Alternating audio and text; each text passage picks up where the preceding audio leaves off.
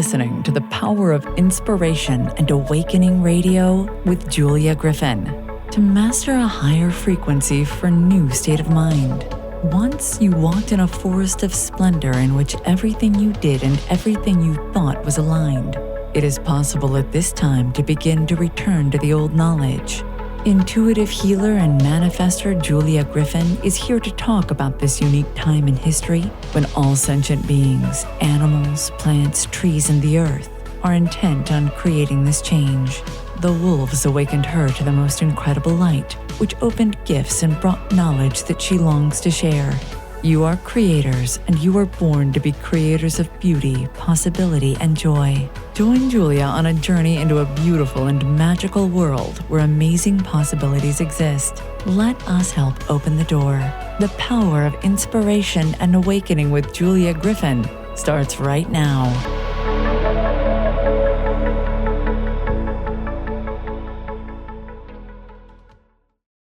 Hello, everyone. I'm Julia Griffin, and you're listening to The Power of Inspiration and Awakening on Transformation Talk Radio.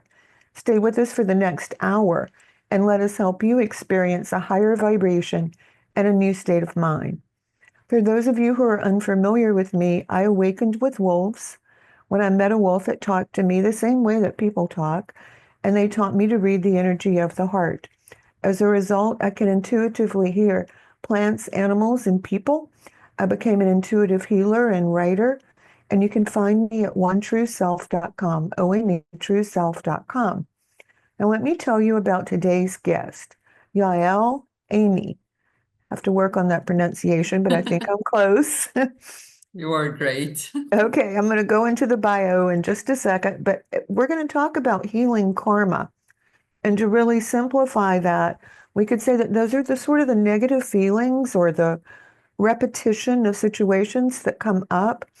And the age that we're moving into, the age of Aquarius, it's supposed to be possible to free ourselves from lots of it. And she's written an entire book about it called Karma Healing. So let me tell you about Yael. She is the person who developed karmic constellation method and an internationally acclaimed teacher with more than 2 decades of experience. A certified family constellation teacher with a master's degree in family counseling and extensive training in energy healing, trauma work, and somatic experiencing. She lives in Israel. And she is the author of this cool book, Karma Healing, that we're going to talk about today. So where would you like to start? Because it is pretty complicated until we get down to what karma is and how we get rid of it. We can start with what karma is, actually. Okay. All right. So I started that from my perception, and you may really want to correct me on this. It's an accumulated energy from our past, like our childhood or breakups or past lifetimes, but it's also the repetition of thoughts, emotions, and actions. You know, like when it took me a whole year to stop eating sugar because I had a habit of eating it. Made me feel a lot better, but it wasn't easy. So things that go in the opposite direction of how we feel that we should internally evolve. So what would you add to that or change with that? No, it's what you said, things are going the opposite direction. And I would put a question mark on that. Okay. Because sometimes we evolve from the wrong direction. Right. You eat sugar, right? Mm-hmm. It's like the wrong direction. So, but that taught you a lot, and overcoming it taught you a lot. A whole lot. So that was the right direction. Right. And I can't eat it anymore. It hurts my stomach. So that's easy now. So there are many ways, like traditional looking of karma says cause and effect. Like karma in Sanskrit is action.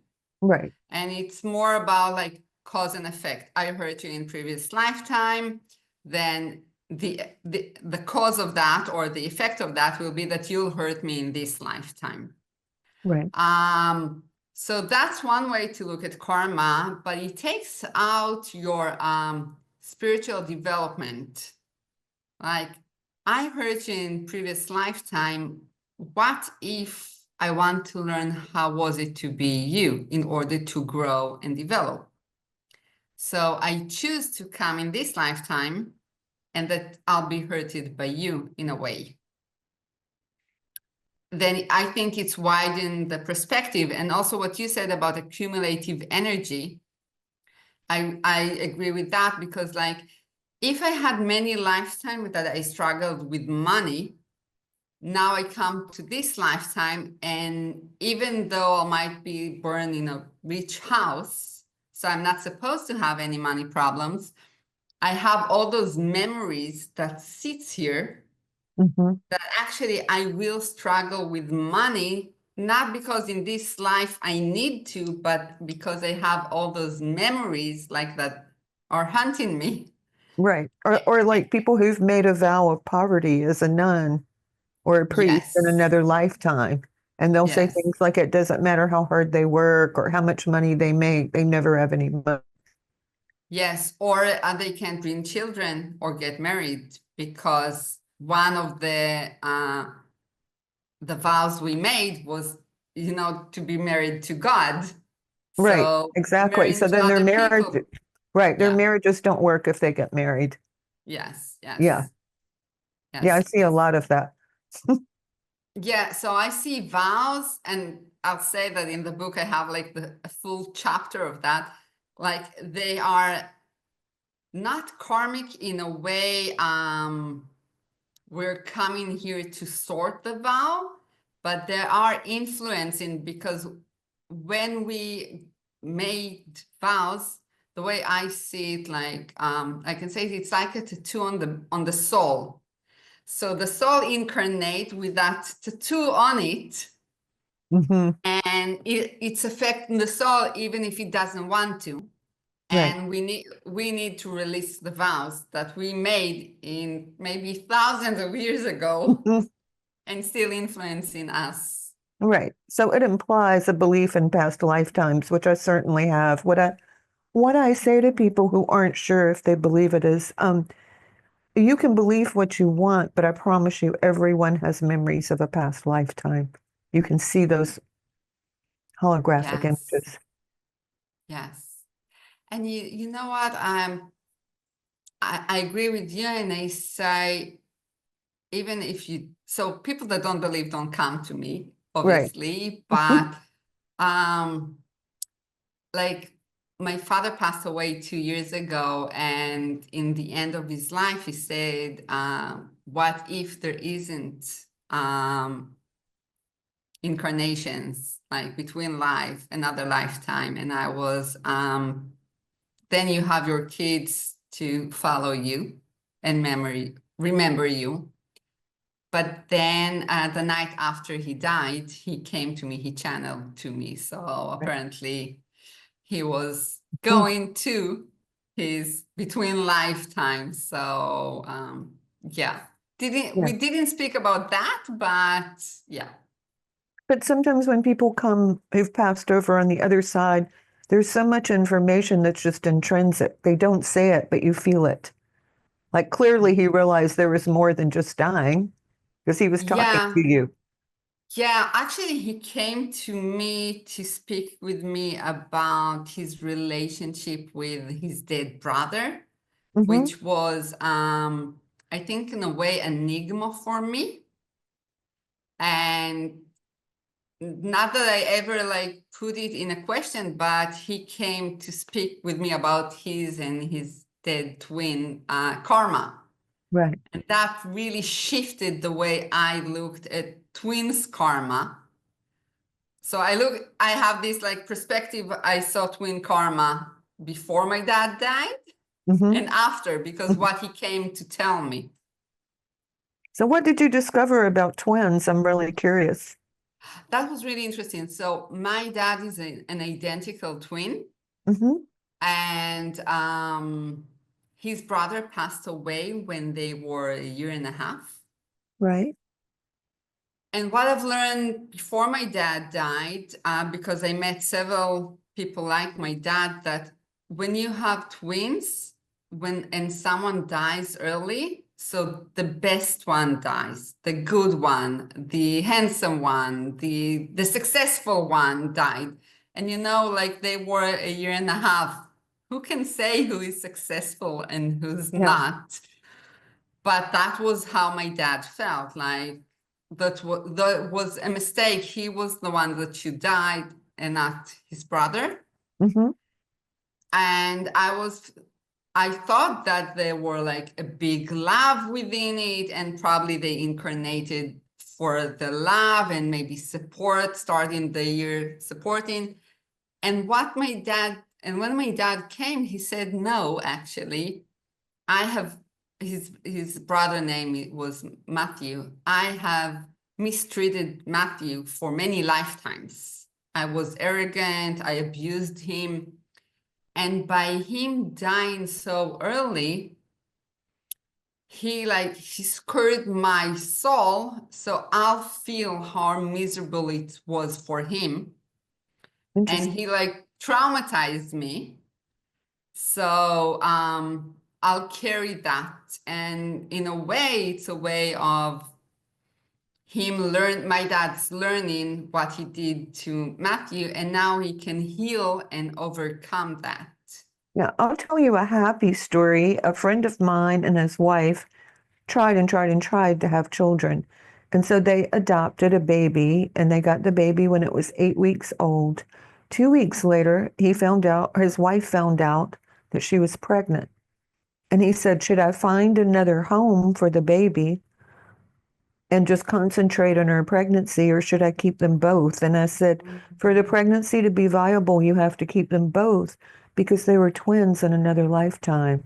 The first one brought in the second one. Wow. Yeah. That was one of the more interesting twists in fate I've ever seen. And it turned out very, very happily. Wow, that's interesting. It's a common knowledge. Well, I know it, that when someone brings a baby, then then the mom gets pregnant. From the generosity. And the relaxation of not struggling to try and have a baby. Mm-hmm. So everything opens. You're already a mom. Right. You don't have to prove anything. You don't have, this time clicking, whatever. So when you adopt a baby, everything in your system relax. Right. And now you can open yourself to be a biological mom. And evidently they could not be twins that lifetime, but that was close enough, 9 or 10 months. Yeah. Wow. Yeah. That's an amazing story.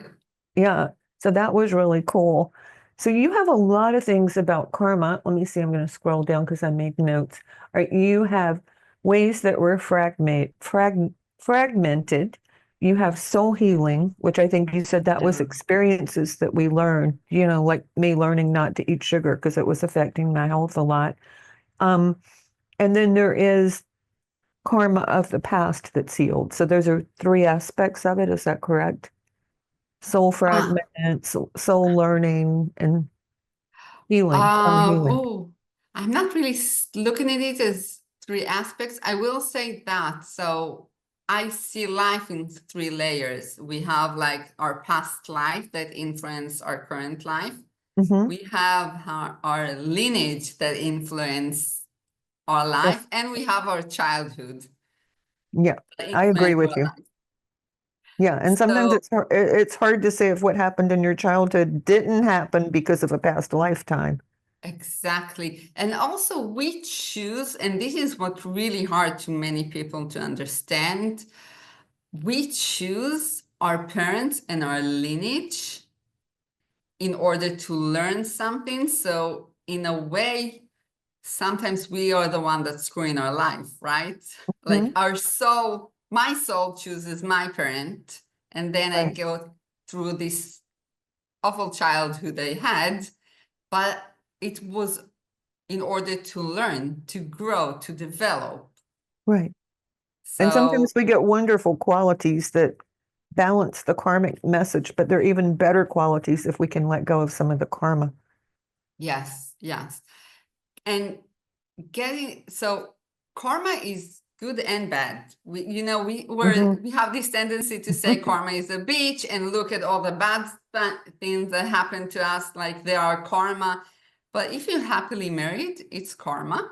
Right. And if you have abundance, it's karma. So karma is, we place it as good and bad. Like karma is just is. Just an energy. Yes. And like a little bit like life, we are the one that naming it, whether it's good and bad. So, And and we've in all had the, at least one really bad day that turned out to be wonderful. So we know it's just energy. yes. And many times when, that's not really karmic, but that's the way I look at life. If you say, well, everything is bad, but there is a good reason for that, I'm going to look for the good.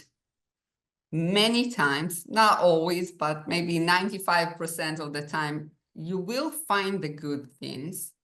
They might not be today or tomorrow, maybe they will be in 20 years, Right. but everything you go through will teach you and will bring resource if you look for the good. Right. Yeah, I have two children that I really love, but I think I had a soul contract to have two children with the person I was with, and then it was like I just fell out of love. Yeah, yeah, I can relate to that. I think my parents got married only to bring the four of us, and after that, you can each go to your own path. Right. It's sort Yeah. of whatever brought you together disintegrates, and it's no one's fault. It's just one of those things that is. Yes, and sometimes we do, we are connecting in order to bring someone because the one that we will bring have something to the world, but he needs our lineage. Right. Or he needs also to clear the karma with us in order to bring what he needs to bring. Mm-hmm. Yeah. So a lot of that is a process. I know you said that a lot of difficulties with couples comes from soul contracts. Yes. Tell us And about past that. lives and like past life experience. So like I found out a lot of time that when a woman has an abusive husband, because most of my clients are women, not because Because women suffer most. that's who's doing this stuff right now Yes. mostly.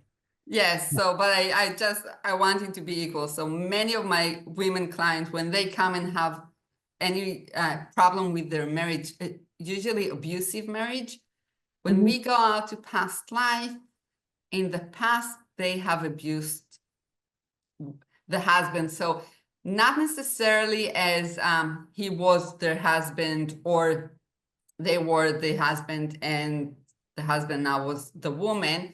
I had this story of the husband they are divorced, but he is still abusing her. Mm-hmm. And when we went into previous lifetime, she was the elder sister, he was the younger brother, or maybe he was a sister, I don't remember, but she abused him.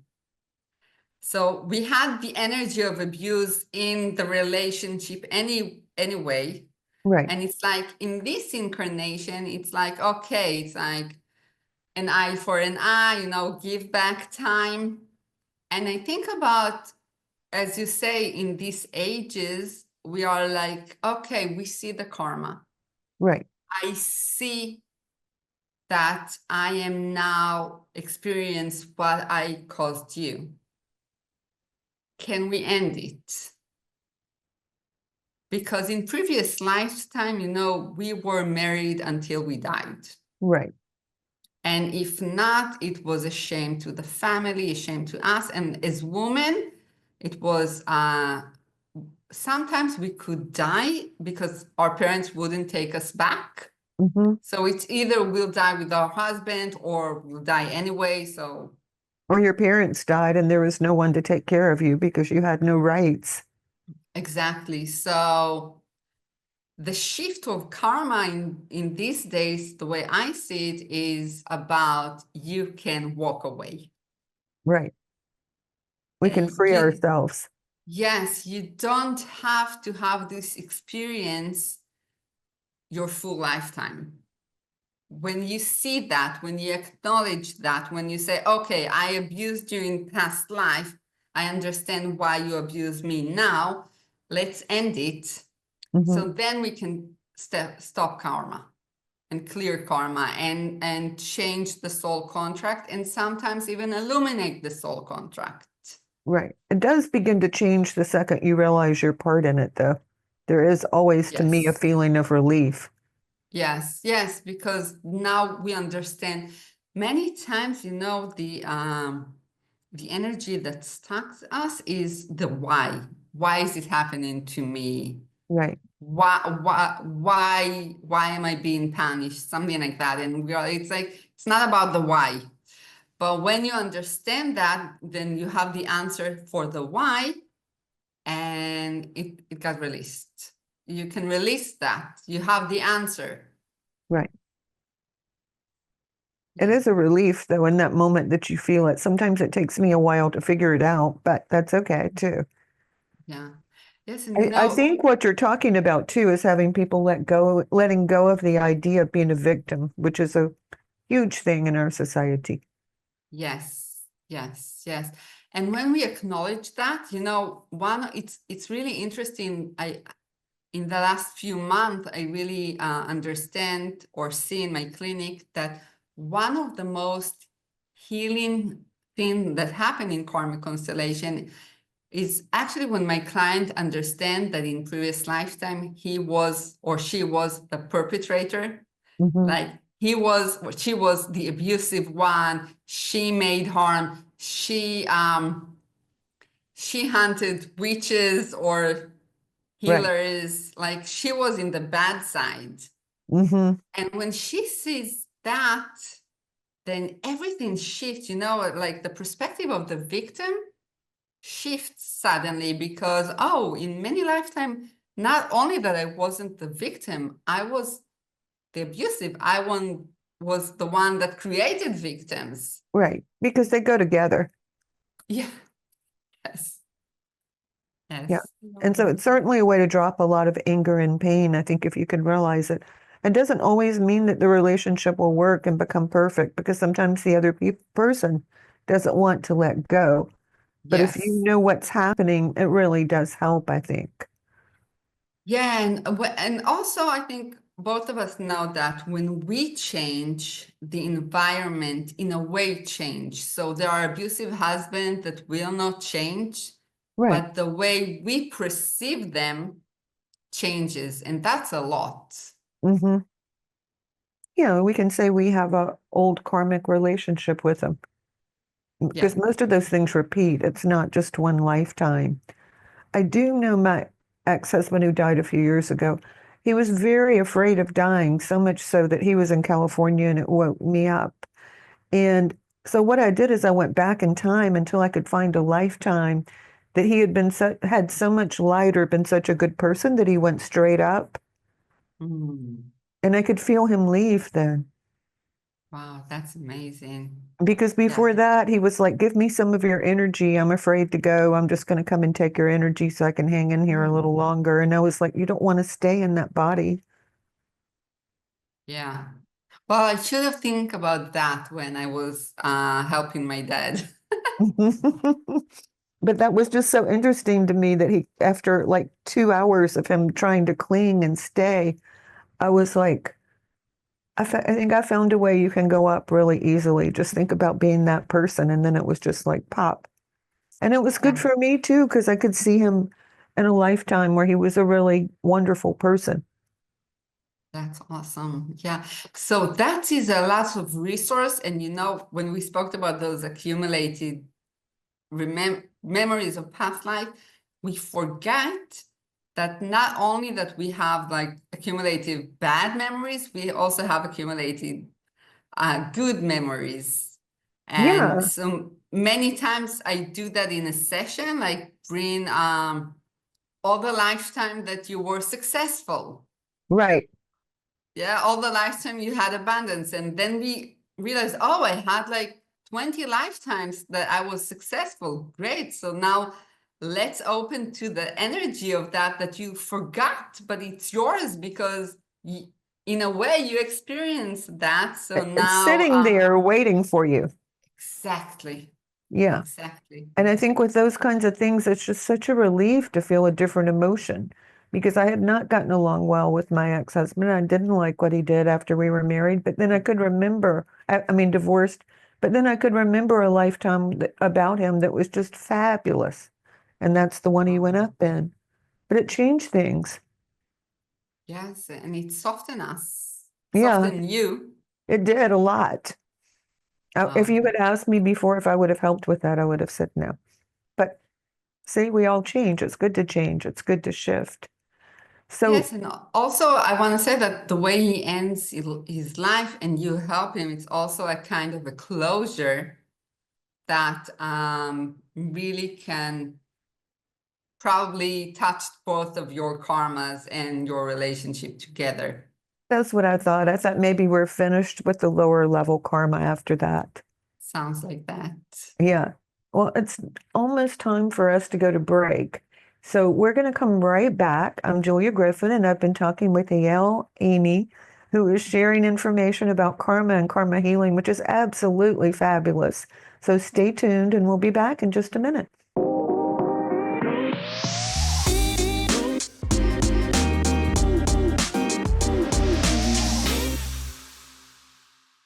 Hello, everyone. I'm Julia Griffin, and you're listening to The Power of Inspiration and Awakening on Transformation Talk Radio. I'm talking with Yael Eini about karma and healing. So stay with us for the next half hour and learn more. So where would you like to take us next in our story of karma, past lifetimes, and healing? Okay, we can speak a little bit about the method because it's a Yeah, unique method. that would be great. Yeah, so karmic constellation, I'll say it's a combination of representing work, which I studied in family constellation, and the soul realm. What I did is I implied the soul realm, like karma, soul contract, and soul essence into the representing work. Mhm. So when someone comes to me for a session, it can be either one-on-one and they represent themselves, their past life. They can represent soul contract or vows. And it can also be with the group when other represent, like you can represent my past life Right. and someone else can represent a vow and they all speak. And then I learn a lot about what happened to me in past life, and I can release the past. For me, karmic constellation is we are all entangled with our past without even knowing. You know, we walk the path and we think it's us without even knowing that we are loyal or have those vows or whatever to things that happened in previous lifetime. And when we understand them, so we can unentangle whatever holds us in those past life and not in this lifetime. Right. And Yes. so this is the method that you use to help people do that. Yes. And doing that, I learned a lot about the soul journey, and actually then came the book. So the book Right. is about the soul journey, and I give example with like thing that happened in my clinic regarding constellation. I do have a story that comes up, Yeah, which is tell us. really interesting. So I had this dad, he has an 11 years boy, and he comes to me and he says, I want to do a session because I'm a very gentle person, but this boy, I become violent. I hit him, and I don't like myself when I do that. So we place representation to him and the boy, and the representation of the boy said, we are connected by soul. So I bring representation to the soul, to both souls. And what came up is like 72 lifetime together, which in part of them, I don't remember how much, they had actually really fighting each other. And then came one specific incarnation where the father was the king and the son was a chief tribe, a chief of a tribe, and the king has conquered the tribe. So the chief is no longer in the state of being a chief because he have the king above him. Right. And what we said, and then I told the representation of the father to look at the son and to say, I'm your dad, I'm not a king. And he was like, I can't say that. Said, okay, so look at the king and say, you're me from a different lifetime. Mhm. I'm not a king anymore. He said that. He looks at the son and said, oh, you are my son. It's like, now I'm not hooked anymore. I'm not entangled in my past life. I Right. can see you as you are. And the son can look at the dad and see that he's not the king that conquered him. He's just his dad. Right. And so they let go of the way they were seeing each other and it changed, I would presume. Yes, yes. It's changed for the dad. I'm less, when there are children. And also when only one person come to a session, I don't work with the karma of the people that are not in my Right. clinic because No, I don't either. we don't have their permission. So I No. don't want to work on someone that is not present. And make it worse. Exactly, exactly. So it's like just shifting that perspective, he will, what will change, what has changed is that whenever the son will be violent, he will not take it personally because he knows where it comes from. Right. There's another reason than what he's perceiving, which is no reason, but there is a reason. Yes, yes. So, yeah, and this is, they came here as dad and son to actually release all those war energy between them because it's not always work, but you can do that when you are son and dad and not when you are a king and a chief. Right. When you're in a close relationship, it's a little easier to release it. Yes, yes. Yeah. Yeah. And And I've also thought of a tangle because I've seen this several times, both with rich people and people who didn't have enough. And that was it. I think it was from the Middle Ages. They ended up attaching themselves to a family so they would be safe and have enough to eat. But then, let's skip many lifetimes. They're wondering why they're with those people and why do they feel so limited by them. yeah, so many times what happened is not only that you're attached, like the attachment is very emotional, like Right. maybe there is a vow or a promise, like I will never leave you, Mhm. something like that. And you forget that never is eternity, is not for That's this right. lifetime. And that brings me to like a story I told you in the break, but like I went into the Akashic records and I saw a life that me and my sister, we were friends in like this village.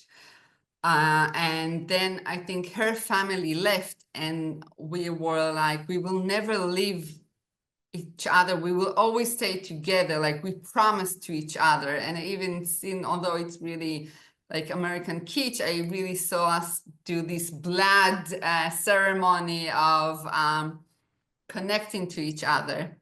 And since then, we are incarnating again and again and Right. again. And she's my sister. I love her dearly, but I felt when I saw this image, I understood that this actually holds us back because we don't meet other people. We Right. stay in the same all the time in the same environment or together. It doesn't leave an openness for new things to happen. Yes, Yeah. yes. Yes. So I called her and I said, we need to remove this vow, to release this vow. And it was 3 years ago. And I will say the truth, we haven't done that yet. Right. So But you're working on it. yeah,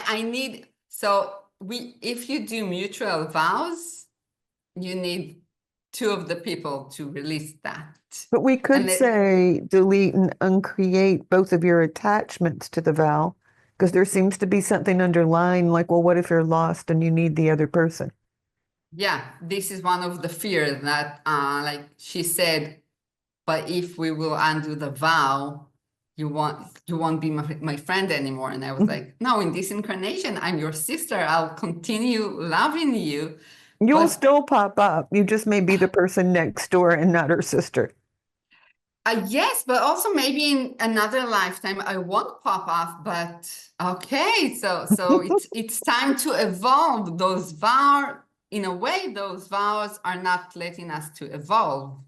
I had a friend who said one time, I want the people that I meet and the people that I fall in love with to be from the future. I'm tired of the past thing. And I do get that. Yes, I like that. Yeah. Me too. It feels exciting just to say it, doesn't it? Yes, yes. It's open you. It's like, oh, there's Yeah. a bigger perspective now. It's like you can say that and just tons of energy flows in. I was going to say, though, that thing about never being apart. There are so many men and women that when the other person was dying, they were like, if I have to wait 1,000 years, I'll come find you.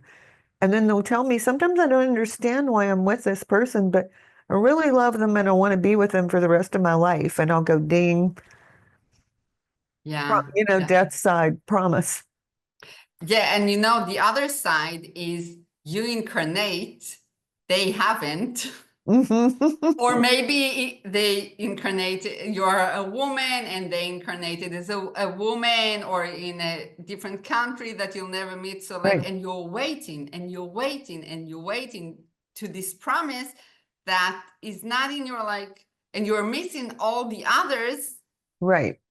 all You're the other missing potentials. opportunities. Yes, because And you're you waiting. just summed up something that's so important. Our karma keeps us from being open to new opportunities and a bigger, bolder future. I don't know if it's our karma or our promises, yes, and Yeah. vows, yes. Maybe attachments. Exactly. And Yeah, the our attachment. attachments to the people that seem familiar to us and the promises that we've made again and Yes, again. yes. Yeah. Because the way I see it, actually, the aim of karma is to help us develop. Right. What we forget is that the aim of trauma, oh, it's not really the aim of trauma. What happens with trauma is that trauma tends to repeat itself in order for the aim of resolving, but we are not figuring how to resolve it. So we are just repeating itself again and again. And many times we don't know how to even say it. I know my father told me once when he went through a lot of trauma, he kept telling everyone and himself that everything was fine, but he wrecked 2 brand new pickup trucks in 2 days. He said it seems like someone would have noticed that he was having a hard time just for that to happen. I don't think he ever wrecked another vehicle his entire life. Wow. Yeah. And again, trauma wants to be healed, but the only way that trauma heals itself is it repeats itself until you say, oh, we need to heal that. Right. And then it stops. And that can be a process. That can be many lifetimes. Right. I have this, yeah. I had this client that, they are married and you go throughout life and you see, oh, that was a bad lifetime. And they're just, instead of developing, they're just repeating, because when you married, all the energy of the bad lifetime comes back to you. And instead of being you and him being him, you're Right. mimicate, or you're relive your past life that maybe was centuries ago. Right. And you don't always know why you're reacting the Yes. way you are either in those kinds of relationships. Like, why Yes. am I so upset? You know? Yes. Yes. And the magic happened when you reveal that, actually, Mm-hmm. because And revealing you that, realize you don't have to be that upset. I remember when I was going through that, I was reading a book, and this lady said, same situation I guess I was in. She said that she didn't want to get a divorce until she stopped reacting to everything that was happening within it. And she said, at that point, I realized emotions are not always real. And I was like, Mhm. wow, so all these different ways that I'm feeling are not necessarily real. They're just something passing through me. And that changed the whole thing because you can't stay in the victim mode if you're saying your emotions aren't real. Right, right. And not only that they are not necessarily real, they might not be yours. Exactly. They probably come from the other person if you don't understand why you're acting the way you're acting again and again or feeling that way. Yeah, but what I'm saying, that's right. And no, they might be your past life. Right. That's true too. Like I did a session yesterday and she was about I'm afraid of being exposed, but yet I want to be this artist that have galleries and shows herself, but I'm afraid of being exposed. And I was like, okay, when you feel this fear of being exposed, what happens? And she was like going into herself, and then she felt like she was triggered for a past life memory of she was killed. I don't know if by an ex or something like that, like her head was cut off. Hmm. Why was that happening? Because she spoke, she said, she like whatever she had to say, she said, and she irritated a lot of people. No, she's a woman speaking her mind. And when we brought representation to that past life, we understand that although she died, her spirit is really angry, like she wants to revenge. And instead of putting the energy of anger toward the one that killed her, Hmm. she wants this incarnation to express her anger. Oh, wow. Okay, That's so an interesting tangle. it's actually, I see that a lot that we are hooked into our past life in order to heal them or to change what happened to them while trying to change our life. And it doesn't work because she died. And Right. like the past belonged to the past. Hmm. And we need to acknowledge that. And the one that are dead need to acknowledge that. Right. So when she said that, like your anger is supposed to be to the one that killed you and not to me, suddenly my client, she was like relaxing and said, oh, all those anger that I carried all those years, they're Hmm. not even mine. Hmm. You know, this sense of relief or like that was a burden to carry all of those energy. Yeah. It was it Paulo Coelho wrote a book about women that he had had sentenced to death during the Inquisition, but he was falling in love with them this lifetime. That You know, sounds, yeah. yeah, the book was about how he was freeing himself from the karma of what had happened. Hmm. So even though he was in love, he would never touch them, and then he would work at night on how he could free both of them, which was an interesting book. Wow. This one I did. I read most of his book, but this Yeah, one, no. I think it was one Yeah. that didn't look particularly interesting, but it was just lying around, so I picked it up and read it, and I was like, well, that was deep. Yes. And also what he did was understanding that any deep relation, not deep, because any attraction you have is Hmm. karmic. Right. So now is it a healthy karmic relationship or not healthy karmic relationship? And how can I work through it with the Right. person or without the person in order to solve myself from this karma? Yeah. Just interesting. I mean, I would think too, while we're talking about that, all these women that were killed during the Middle Ages because they were intuitives. Yeah, Yeah. they said we were all witches. Yeah, I remember. If anyone's asking, yeah, I remember. You remember? You know what? I don't.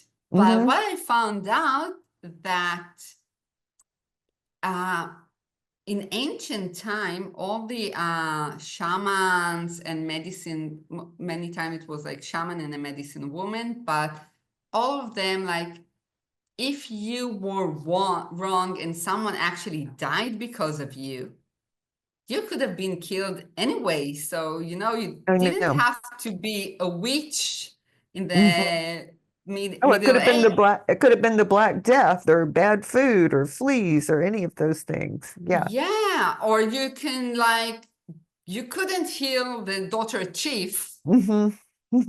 So I'll kill you because you didn't fulfill your purpose. So Right. There's a long make, history of that everywhere. yes, I yes. wonder where you were because I had a good friend and he said, I just don't remember anything about the Middle Ages in Europe. And I said, I looked at him and I said, I think that's because you were in Japan and you were a warrior. And he said, yeah, that fits. Yeah. So I have this recollection of me being a nun for something like 500 years. That means something like eight incarnations. Right. So probably I've been in Europe in Yeah, you were amongst, safe. You were in a yeah, safe place. yes, yes, yeah. And yeah, and Which, many times in ancient time, going to be a nun was a way to protect yourself, not because you believed in God, but just a way to protect yourself from yeah, there were people society. to protect you. There was good water. There was good food. There was time to meditate.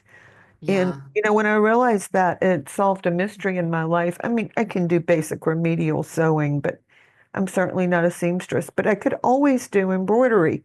And I thought, how can I do knots and flowers and things like this? But I have trouble sewing a seam by hand if it's very long. And then when I remembered the lifetime, I thought, oh, that was that lifetime in France in the nunnery when I mainly did embroidery every afternoon. I thought great. that was so funny. Yeah. But I'll need to try my sewing skills and see. But I mean, I was a Yeah. child and I could do embroidery. And so then when I got to learn to sew, I thought, well, this should be easy. No. Oh, It is so interesting, though, how karma and realizing past lives helps you understand who you are. yes. And also, what comes to me, I had a session, like I always knew I love groups, and Hmm. I dreamt of facilitating groups, Right. and I actually trained as a group facilitator. But whenever I tried to open a group, it's like no one registered, or only one or two, and I was really frustrated. And I Right. did lots of sessions. I did family Hmm. constellation sessions and all kinds of sessions. Nothing happened. And then one day I did a karmic constellation session, and I saw myself as like a head of this town or village. And we were in a war, Right. and we decided, although we knew we are going to be killed, we Hmm. decided to go and not to surrender, like to fight and not to Right. surrender. And when I saw everyone and like we were all dead and I was like dying, I was sad that this is what we decided to do. I wasn't really trusting whether I did the right thing. Hmm. And the way I understand that, as a group facilitator, I'm still holding this woman perspective about being care for her people, but not only being responsible for her people, but being responsible for their life. And I Right. said, wait, I'm not working with life. Like no one will die on my watch in my groups, because they're not like that. Right. There are And not going to be yet, any knives or guns or swords either. yeah, we're not Yeah. going into war. It's like people sitting here for Hmm. fun. Hmm. And just doing that really untangled the connection between me and life-saving energy or life responsible for others, that opened me to group facilitator. It's like, since then I facilitate groups. Right. And I think most things that we have anxiety about, they relate to a past lifetime. We may think it's just what happened to us when we were 4, but it goes back a lot farther than that. Yeah. And many times what happened to us when we are 4, it's only either it's awakened the remembers of the past life, Right. or we need that in order to work on what happened in the past life. Yes, I agree. It's very fascinating. So it sounds like you've done so much work with it. How many years have you been doing this? So karmic constellation is a new method, 7 years, but I'm an energetic healer for 20 years. So I'm Yeah, I doing was going to say, I can feel that. You know intuitively a lot of the time what the lifetime was. I can feel that. Yeah. Yeah, that's really clear. Well, we're coming to the end. So why don't you tell our listeners where they can find you on the web? And they can find your book, I'm sure, at any bookstore. So tell them a little bit about the book and any upcoming events that you have. Yes, so Karma Healing is on all the online bookstores, Amazon, Book a Million, all of them. And also in the state, and I think also in Canada, it's all in all the physical bookstores. Right. Soon to be in all the English bookstores worldwide. One can find me I'm all over the internet, so in Facebook and LinkedIn and Instagram and in my website. They can just type your name in and it all comes up because I did that. Exactly. Yes, Yeah. exactly. And they can find Yes. out about your activities there, I would think. Yes, there is a workshop. I do a workshop every month and people can join. They don't need to know constellation. It's explorative workshops. So I explore things about karma and past life and spiritual development. Sounds great. So in closing, I'm Julia Griffin. Find me at my website, onetrueself.com, and sign up for my biweekly newsletter. So glad everyone was here. Thank you. Thank you. I'll see everybody again in a couple weeks. Thank you for listening to the Power of Inspiration and Awakening Radio with Julia Griffin to master a higher frequency for a new state of mind. Join us next time as Julia takes us deeper into the memory of the moments of light where transcendence and enlightenment emerge.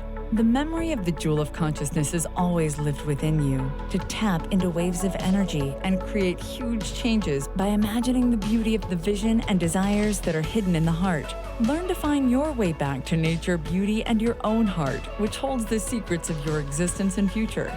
To discover more about Julia's adventures, animal communication, and the teachings she brings to every show, visit onetrueself.com. That's onetrueself.com. That's ONE, trueself.com.